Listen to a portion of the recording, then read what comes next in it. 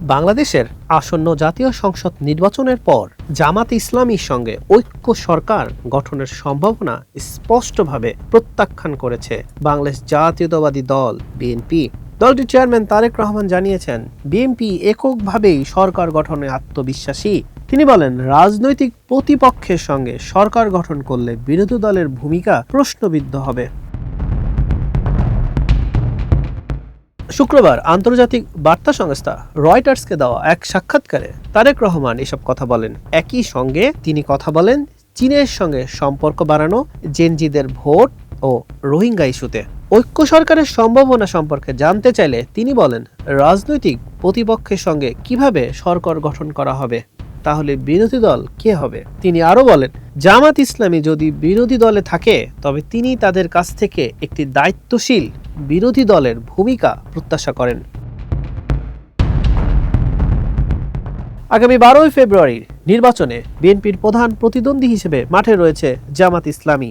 একসময় নিষিদ্ধ থাকা দলটি বর্তমানে রাজনীতিতে আবারও সক্রিয় ভূমিকা পালন করছে। 2001 থেকে 2006 পর্যন্ত বিএনপি জামাত জোট সরকার পরিচালনা করেছিল। তবে এবার সেই জোট পুনরায় গঠনের সম্ভাবনা নাকচ করেছেন তারেক রহমান। জাতীয় সরকার গঠনের জন্য আবারও অংশীদারিত্বের আগ্রহের কথা জানিয়েছে জামাত।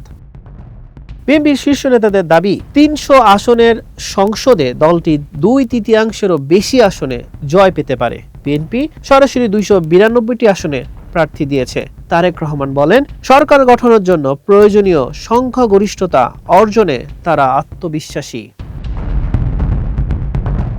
শেখ হাসিনার সন্তানদের ভবিষ্যৎ রাজনৈতিক ভূমিকা নিয়ে তিনি বলেন, জনগণ যদি কাউকে গ্রহণ করে তবে রাজনীতি করার অধিকার সবারই রয়েছে। কার্যক্রম নিষিদ্ধ থাকায় আসন্ন জাতীয় সংসদ নির্বাচনে আওয়ামী লীগ অংশ নিতে পারছে না। শেখ হাসিনার ক্ষমতাচ্যুতির পর দলটির একাধিক শীর্ষ নেতা ও তার পরিবারের সদস্যরা দেশ ছেড়ে পালিয়েছেন।